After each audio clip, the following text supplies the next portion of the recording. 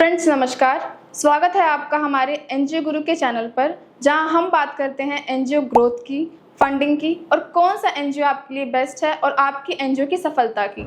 तो फ्रेंड्स, आज का हमारा टॉपिक है एनजीओ वर्सेस सोशल एंटरप्राइज। हमारे व्यूअर्स सब्सक्राइबर्स का बहुत सारे कमेंट्स आ रहे थे कि सर कौन सा एनजीओ शुरू करें, और या एनजीओ शुरू करें या सोशल एंटरप्राइज शुरू करें। तो फ्रेंड्स, इस टॉपिक पर चर्चा करने के लिए हमारे एनजीओ गुरु के स्टूडियो में स्वयं हमारे साथ मौजूद हैं एनजीओ गुरु के founder, 2 times world record holder and chartered accountant Rajesh Verma ji. Sir, स्वागत है आपका।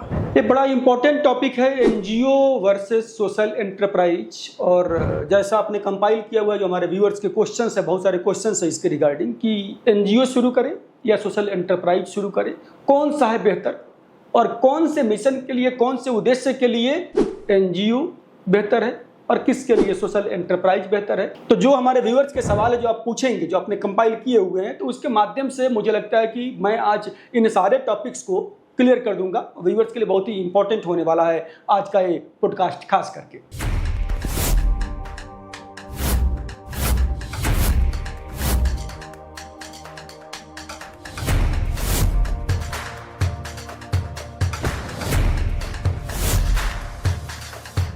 To start with sir, NGO और सोशल एंटरप्राइज में डिफरेंस क्या है?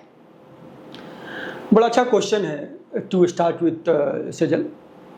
एनजीओ और सोशल एंटरप्राइज में क्या डिफरेंस है? NGO non government organization, NGO का मिशन क्या होता है, उद्देश्य क्या होता है? वेलफेयर होता है, समाज का कल्याण करना होता है। तो जहां पर केवल और केवल, जहां पर सिर्फ समाज कल्याण का मिशन है, वेलफेयर का मिशन है, वहां पर उसको एनजीओ बोलेंगे। और जहां पर ऑर्गेनाइजेशन का जो पर्पस है, जो मिशन है, वो है प्रॉफिट कमाना, तो उसको बिजनेस बोलते हैं। अब मैंने यहां पर एनजीओ और बिजनेस की बात किया। एनजीओ का मिशन क्या है? वेलफेयर है। बिजनेस का क्या है? प्रॉफिट कमाना है। इसलिए मैं बोला करता हूं समाज के कल्याण करने का बिजनेस। नॉर्मल बिजनेस का उद्देश्य क्या होता है? प्रॉफिट कमाना, चाहे जैसे भी आ रहा हो। But whence it is social enterprise, that means आप समाज में इंपैक्ट लेकर के आ रहे हैं, and by that impact you are earning income. तो सर, मेरा दूसरा सवाल है कि एनजीओ और सोशल एंटरप्राइज की लीगल स्ट्रक्चर में क्या डिफरेंस है? Very good. एनजीओ का जो लीगल स्ट्रक्चर होता है वो बेसिकली 3 टाइप के होते हैं। एनजीओ, हमारे व्यूअर्स वीडियो देखते के सारे काफ़ी अवेयर हो गए हैं। एनजीओ का 3 टाइप होता है, ट्रस्ट, सोसाइटी या सेक्शन 8 कंपनी। सो एनजीओ का लीगल स्ट्रक्चर यही आएगा आपका, इधर you can register as a trust और सोसाइटी और सेक्शन 8 कंपनी। वहीं पर अगर आप बात करेंगे सोशल एंटरप्राइज का, चूंकि यहाँ पर प्रॉफिट अर्न करने का मोटिव है, तो social enterprise can be registered as a private limited company, public limited company, partnership firm के रूप में हो सकता है, एलएलपी के रूप में हो सकता है। तो ये सारे लीगल स्ट्रक्चर आपका है सोशल एंटरप्राइज का। तो सर, एनजीओ और सोशल एंटरप्राइज के फंडिंग सोर्सेज क्या क्या हैं? एनजीओ को फंडिंग कहाँ से मिलेगा और सोशल एंटरप्राइज को फंडिंग कहाँ से मिलेगा? Very good. एनजीओ को फंडिंग मिलने के सोर्सेज जो है, मैं हमेशा बताया करता हूँ यूट्यूब वीडियो में, अगेन मैं बोलूँगा कि हमारे व्यूअर्स काफ़ी अवेयर हो गए हैं। सो एनजीओ को फंडिंग मिलता है प्राइवेट फंडिंग, जो कि आपका सीएसआर के माध्यम से हो गया, क्राउड फंडिंग के माध्यम से हो गया, या फिर प्राइवेट डोनेशंस अगर आप लेके आ जा रहे हैं, तो सारे आपके पास सोर्सेस हैं। दूसरा आपका हो गया गवर्नमेंट ग्रांट, जो कि आपको सेंट्रल और स्टेट गवर्नमेंट के डिफरेंट डिपार्टमेंट्स, डिफरेंट मिनिस्ट्रीज से जो फंड मिलता है एनजीओ को, वो हो गया आपका गवर्नमेंट ग्रांट के रूप में। और तीसरा सोर्स है एनजीओ के लिए, वो है फॉरेन फंडिंग, जो फंडिंग अब्रॉड से, जो इंडिया के बाहर से एनजीओ के लिए आता है, वो आपका हो गया फॉरेन फंडिंग के रूप में।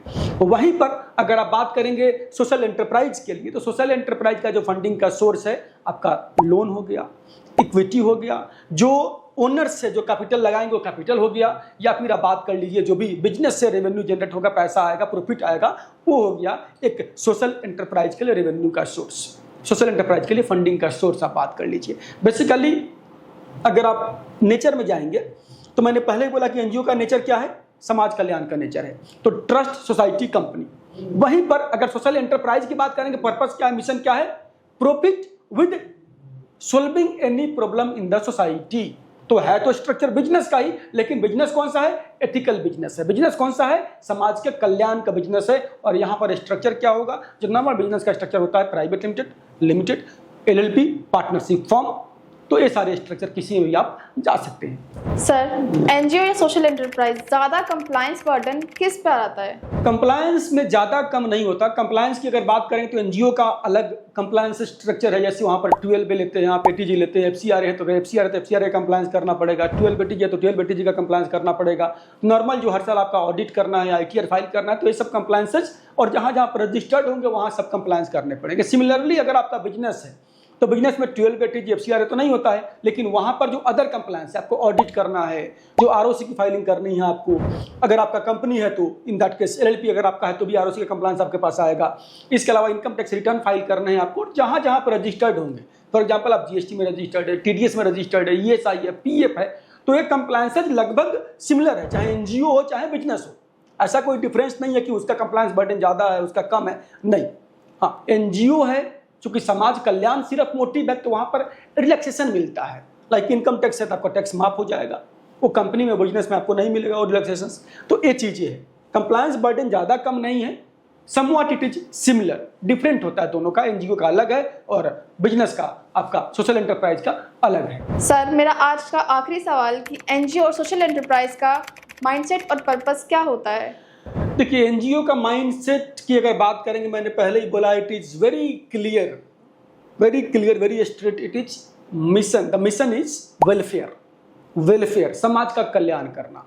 वहीं पर अगर आप बात करेंगे सोशल एंटरप्राइज के माइंडसेट की बात करेंगे, पर्पस का बात करेंगे, तो वहाँ पर दो पर्पस है। वहाँ पर पर्पस इम्पैक्ट भी है और इनकम भी है। इम्पैक्ट, इनकम, अगर दोनों को अच्छे से कंबाइन करते हैं, it goes longer, it is going to create magical change in the society. Social enterprise can bring real changes, and that's the reason I urge to each and every NGOs कि आप आगे बढ़िए, social enterprise establish करिए। क्योंकि social enterprise से क्या करते हैं आप? बिजनेस करते हैं, इनकम जनरेट करते हैं, और उस इनकम जो आपका जनरेशन है that is ethical, that is bringing solution to the problem of society. That's why it is called social enterprise, not normal business. आपको हमारा आज का टॉपिक अच्छा लगा हो तो लाइक कीजिए, सब्सक्राइब कीजिए और ज़रूरतमंदों को शेयर कीजिए। ऐसे ही वीडियोस हमारे चैनल पर आते रहेंगे। वीडियोस को देखने के लिए सब्सक्राइब करना ना भूलें। धन्यवाद।